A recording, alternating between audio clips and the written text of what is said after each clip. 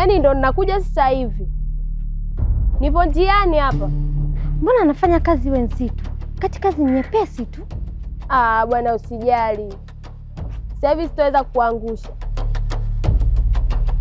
Ngoja nifanye kitu.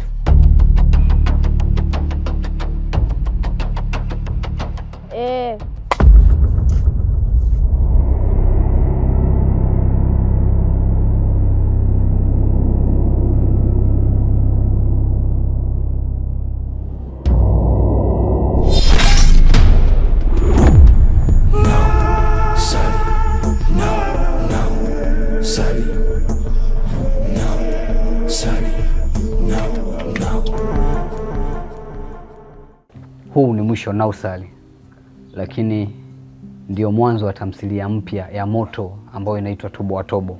Hivyo naomba usubscribe ili usipitwe na episodi ya kwanza ambayo itatoka hapo kesho. Pia ukisha itazama usiache kulike na kucomment, pia kushare kwa watu wengine, utakuwa umetupa support kubwa sana.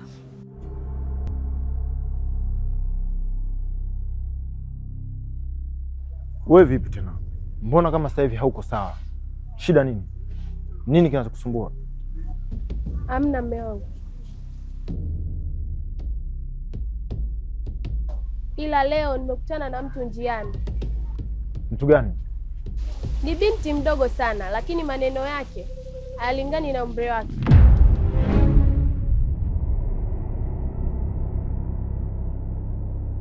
Amekwambia nini? Alisema nipo kwenye matatizo na inawezekana nisimpakate mwanangu. Alisisitiza nifanye siri na nisimhadisie mtu yoyote hili jambo. Mke wangu, usihofie. Huyo mtu hana nia njema na sisi. Anachotaka tu mimi wewe uniogope. Kuogopa? Ndiyo, huyo mtu anachotaka tu ni kutuharibia mipango yetu. Na hayo maneno anayekwambia sio ya bahati mbaya, anajua kila kitu tunachokifanya. Lakini naogopa. Wanakutisha tu ili wakutenganisha na mimi, mke wangu. Lakini ujauzito wako mbona upo salama tu? Usijali mke wangu, nimekuahidi nitakulinda na nitakulinda. Sawa mama?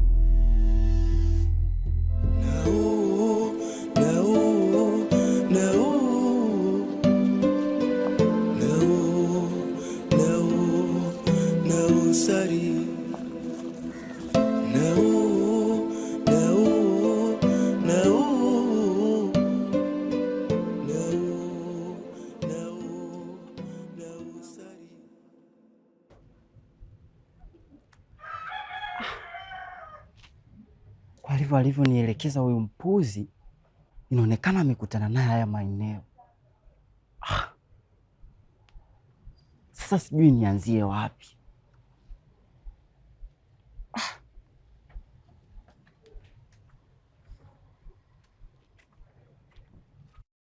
Dogo, mimi ni mgeni mtaa huu.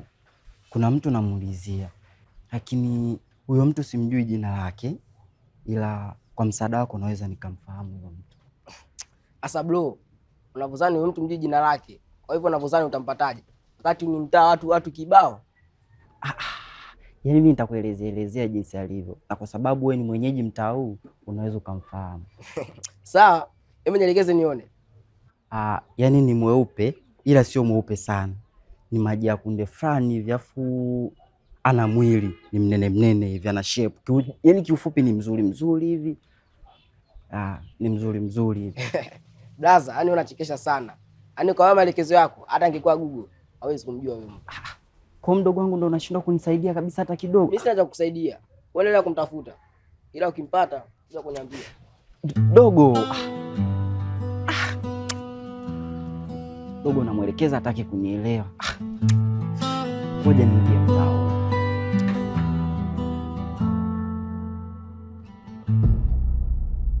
Sema.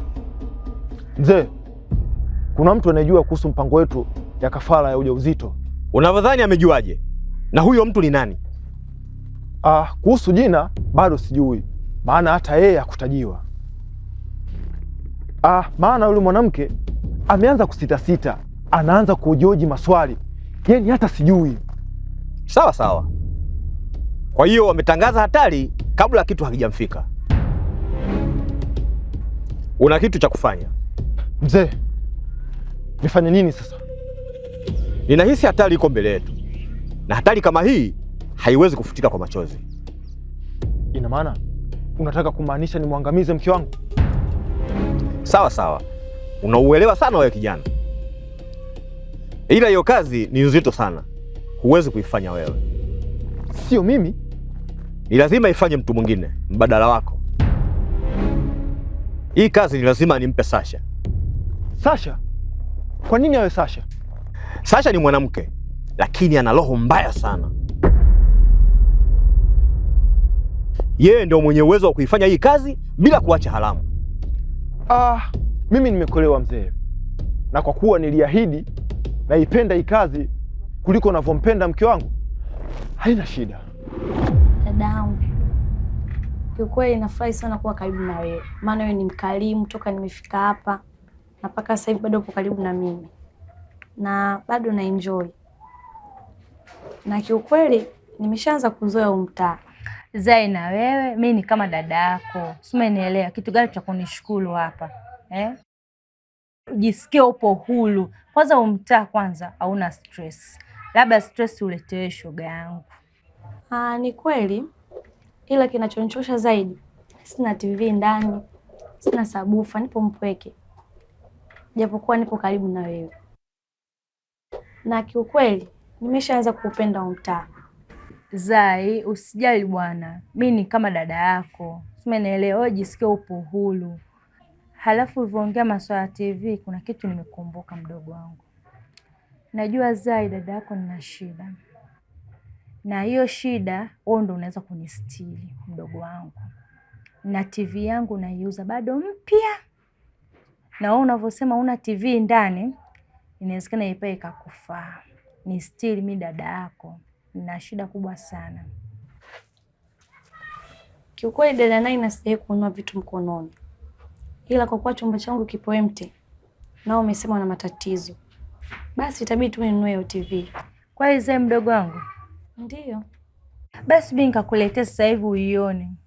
Hapana, utaleta hata baadaye, maana sasa hivi kuna sehemu nataka niende, sitochelewa kurudi. Basi sasa mdogo wangu, baadaye nitakuletea, ila mimi sitaki hela nyingi, nataka laki tu, kwa sababu nakuuzia ni kama mdogo wangu, kwa sababu nimekupenda. Maisha hayapo kama unavyodhani mwanangu.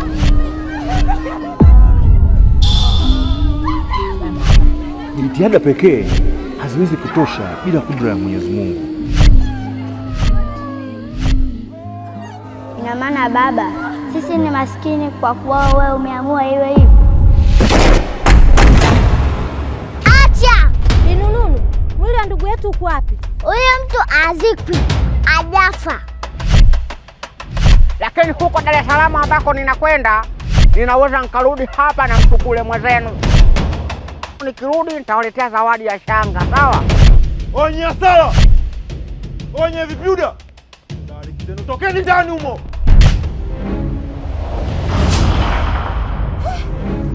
Mara hii mmemaliza kula? Nyie kweli wanaume. Unakionaje chakula mdogo wangu? Nipo kwenye kiza. Acha kufuatilia mambo yasiyokuhusu, nitakupoteza. Na sina matumaini.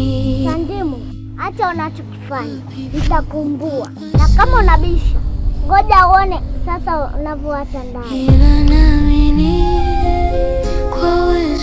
Usijali mdogo wangu, vyote vipo vinakusubiria wewe, na lazima utaona.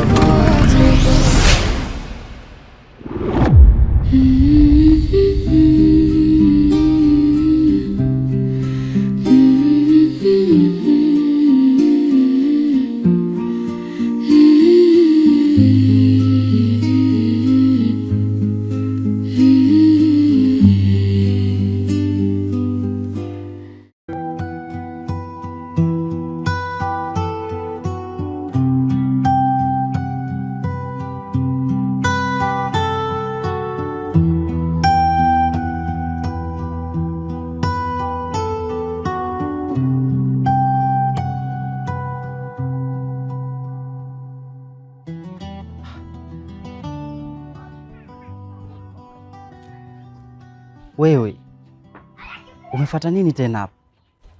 Kai, mimi nimehamia huku kwa sasa. Kwa Mia? Maisha mapya na mtaa mpya. Umefuata nini huku? Au umefuata mchumba? Mimi sijafuata mchumba bana. Ni story ndefu sana. Lakini yote kwa yote nimefurahi sana kukuona. Yaani sikutarajia kabisa kama nitakutana na wewe. Na kwa sababu umeniambia kwamba umehamia mtaa huu, basi naomba uwe mwenyeji wangu. Sawa, hamna shida. Kiukweli Zai, nimechoka sana. Yaani mtaa wote nimeumaliza kwa kuzunguka. Hivyo kama hutojali, kwa sababu umesema unaishi mtaa huu, tunaweza tukaenda ukanipata glasi ya maji ya kunywa. Sawa, hamna shida. Mimi mwenyeji wako na maji umepata. Vipi? Huku una ndugu au kuna jambo lolote la bahati lilokuleta? Zai, bahati iliyonileta huku ni mikosi tu. Ila nadhani nikipata muda nitakuelezea vizuri.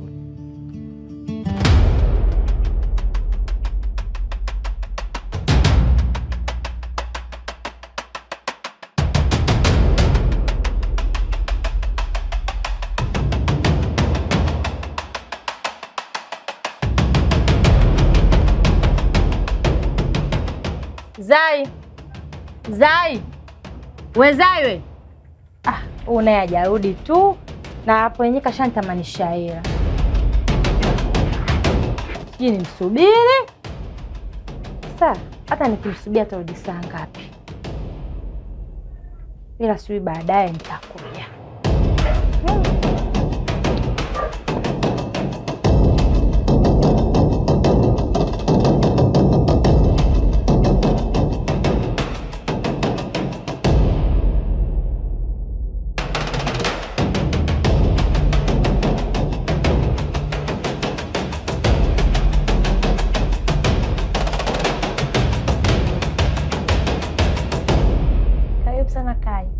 Hapa mimi ndo napoishi. Asante sana Zai. Haya, usijali. Basi ngoja mimi nikakuchukulie maji. Haya, sawa.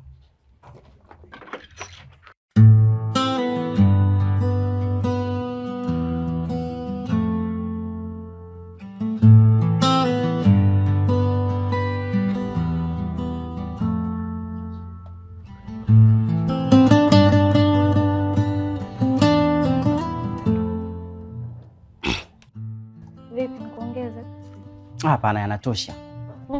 Niambie, kitu gani kilichokuleta huku leo? Ni ndugu yako bwana. Ndugu yako aliniletea mwanamke pale nyumbani kwangu. Mwanamke? Nyumbani kwako? Kivipi? Unajua Nasibu alinifuata nyumbani kwangu na kudai kwamba mjomba wake amemruhusu arudi nyumbani kwao. Sasa mimi akanifuata nyumbani. Aliponifuata pale nyumbani akaniambiaje, Kai, mimi naomba tuishi wote hapa nyumbani kwako.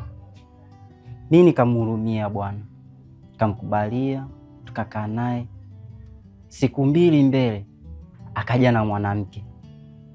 Kafika na yule mwanamke pale nyumbani, akaa. Yule mwanamke akatupiga tukio, katuibia TV, kaondoka naye. Katuibia nguo, katuibia vihela vyetu tulikuwa navyo ndani. Yaani kila kitu atupiga, akaondoka nacho. Kumbe. Yaani noma Zai. Huyu kakutana na mtoto wa buza, watoto waliochangamka, watoto walioshindikana. Na nikwambie kitu Zai, nikimpata yule mwanamke, kitu nitakachomfanya, Mungu shahidi. Pole sana kaka. Lakini mbona wajeje na wewe mpenda wanawake? Mimi najijua hasira zangu, na ndio maana sijataka kutembea naye. Nikamwambia tu nielekeze nije kumtafuta mimi mwenyewe.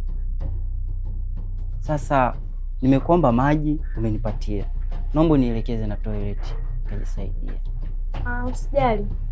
Toka tu hapo nje kulia kwako. Huku kulia kwako.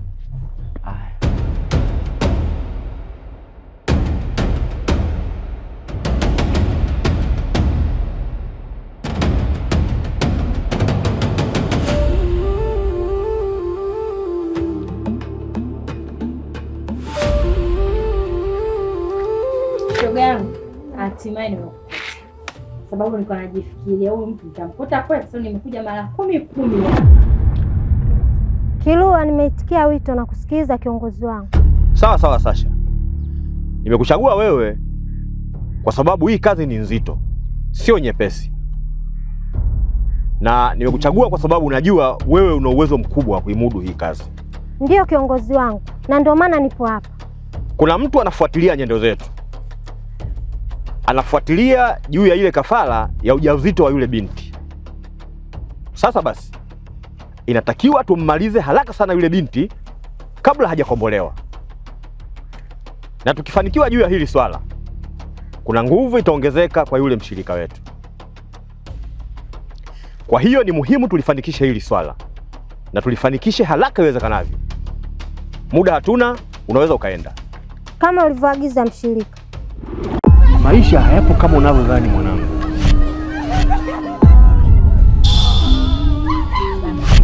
Jitihada pekee haziwezi kutosha bila kudra ya Mwenyezi Mungu. Ina maana baba, sisi ni maskini kwa kuwa wewe umeamua iwe hivi. Acha! Binununu, mwili wa ndugu yetu uko wapi? Huyo mtu azikwi, ajafa. Lakini huko Dar es Salaam ambako ninakwenda, ninaweza nikarudi hapa na mtukule mwenzenu. Nikirudi nitawaletea zawadi ya shanga, sawa? Onye asala! Onye vipiuda! Dari kitendo, tokeni ndani humo!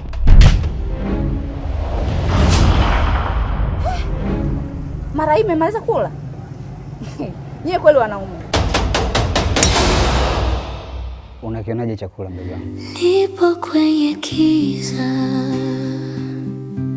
Acha kufuatilia mambo yasiyokuhusu, nitakupoteza. Na sina matumaini. Sandimu, acha unachokifanya, nitakumbua. Na kama unabisha, ngoja uone sasa unavyoacha ndani. Ila naamini kwa uwezo wako. Usijali mdogo wangu, vyote vipo vinakusubiria wewe, na lazima utaona.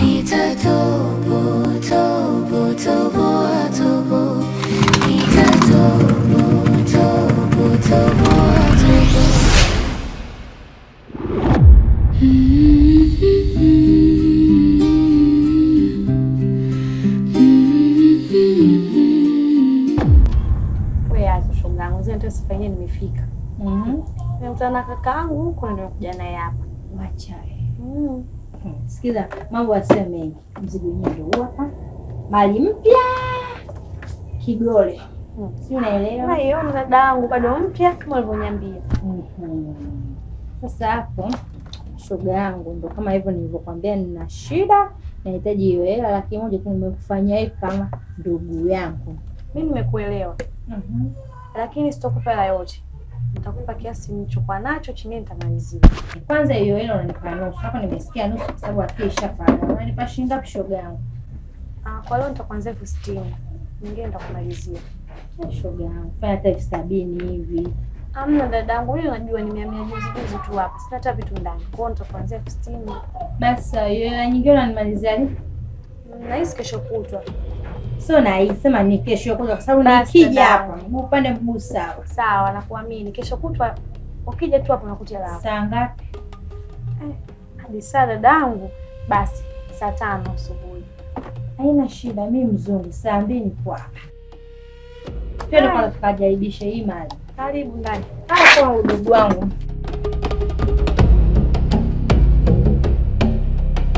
Zai. Zai. Jo.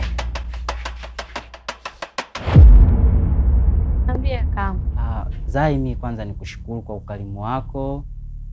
Pia nimefurahi sana kupafahamu hapa.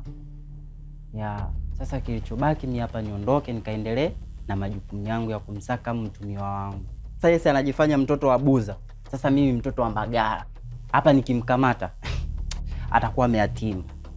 Nitafanya nitakavyotaka mimi. Kakaangu, yaani watu kama hao sio kuwachekea kabisa. Yaani utakumkamata, fanya chochote utakachojisikia.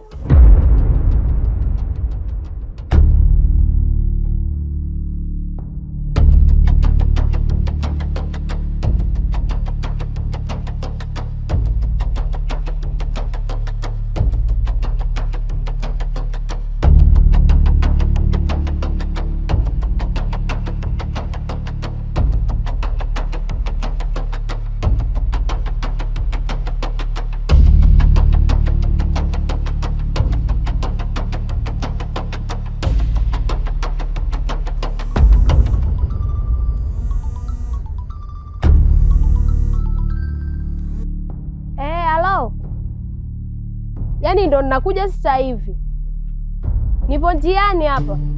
Mbona anafanya kazi iwe nzito kati kazi nyepesi tu?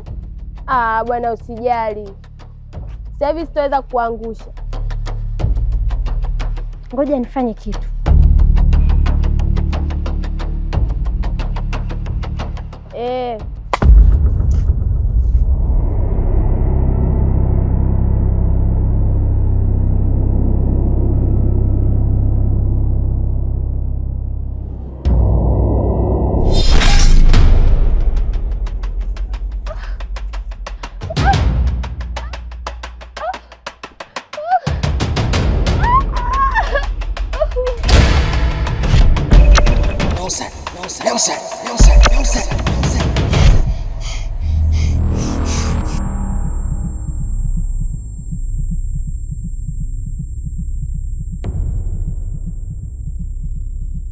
Nimekuamsha muda mrefu sana, lakini umekuwa ni mtu wa kuweweseka tu. Hebu amka hapo, kajiandae nikupeleke kwa baba yako. Unajua kabisa hii ni likizo na unatakiwa uende kwa baba yako. Mjomba, umeweza kunimuta ndoto ndefu, ndoto ajabu. Ndoto gani hiyo? Yaani tumetoka huku nyumbani vizuri, tumeenda hadi kwa baba. Kwa baba kuna mambo mengi yametokea. Mara sijui nakutana na chawi na miguvu ya ajabu na okoa watu. Yaani hata sijaelewa ile ndoto. Hizo ni ndoto tu. Hebu nenda kajiandae tuondoke. Mambo ya ndoto acheki na shehe haya. Sawa? Kavaa misulupete yako tuondoke. Hapana.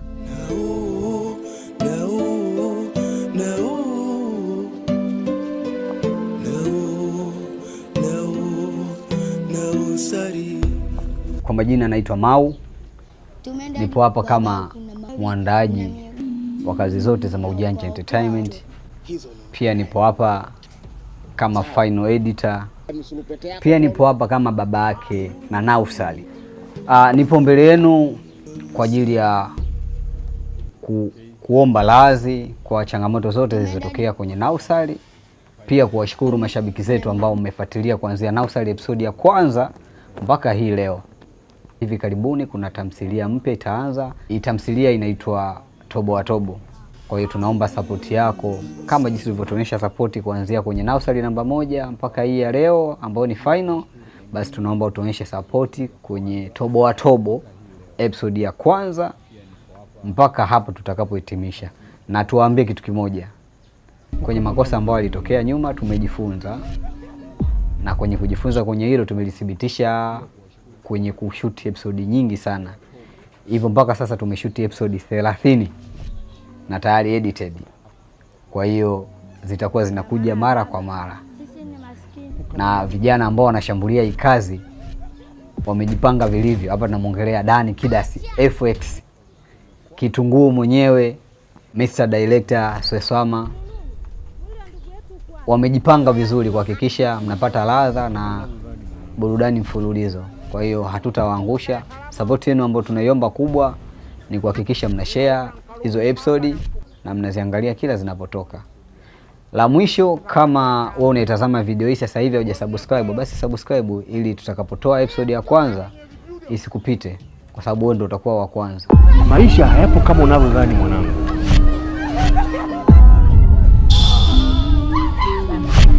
Jitihada pekee haziwezi kutosha bila kudra ya Mwenyezi Mungu. Ina maana baba, sisi ni maskini kwa kuwa wewe umeamua iwe hivi. Acha! Binununu, mwili wa ndugu yetu uko wapi? Huyo mtu azikwi, ajafa. Lakini huko Dar es Salaam ambako ninakwenda, ninaweza nikarudi hapa na mtukule mwenzenu. Nikirudi nitawaletea zawadi ya shanga, sawa? Onye asala! Onye vipiuda! Ndani kitendo, tokeni ndani humo!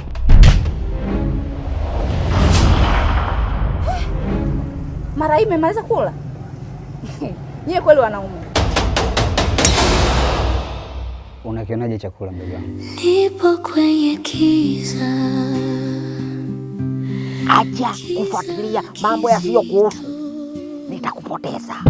Na sina matumaini.